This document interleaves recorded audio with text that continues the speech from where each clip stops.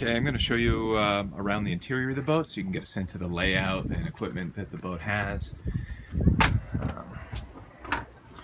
Okay, so dining area, and the master stateroom is directly in front of that, and you can see there's several hatches. Most of them are original, but they don't leak, so that's nice. There's also a door installed here, so you can completely shut off that sleeping area with the door and the windows. Okay. As we turn to starboard, you'll see the galley.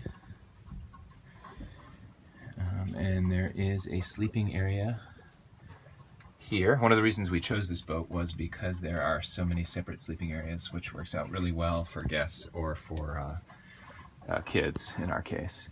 2-burner propane stove. The oven doesn't work. I'm not sure why. I haven't really tinkered with it, just because it is so hot, you know, that the idea of just having the oven on hasn't appealed to us too much. But there's also an AC/DC refrigerator, Norcold. That's relatively new, and that works really well. It doesn't draw much power. When we're in a sunny area, as we are here in Dominican Republic, we really don't, rarely need to run the engine to charge the batteries. Just with our 300 watt panels, we'll cover our usage most of the time. There's 2 built-in water tanks, which are under there's one here and then one on the other hull, and they hold about 35 gallons each.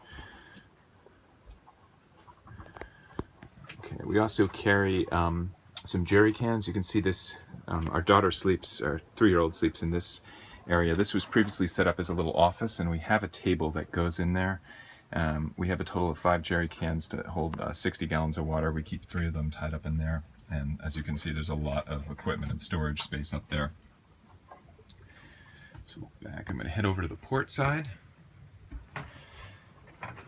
There's a lot of storage under the master bed. Then up here, there's storage for charts and books. Electrical panel. The bed on the port side here is identical to the starboard. You can see it's another decent size for one person.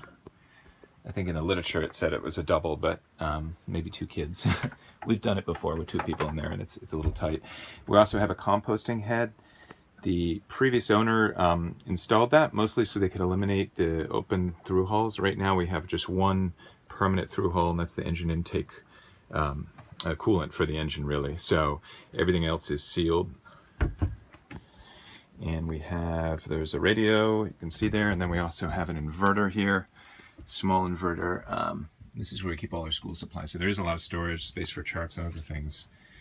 But the inverter is just for running. We have a small vacuum, and you can run hand tools and things like that. Okay, so that's the interior of the boat. And you can definitely email me with any questions.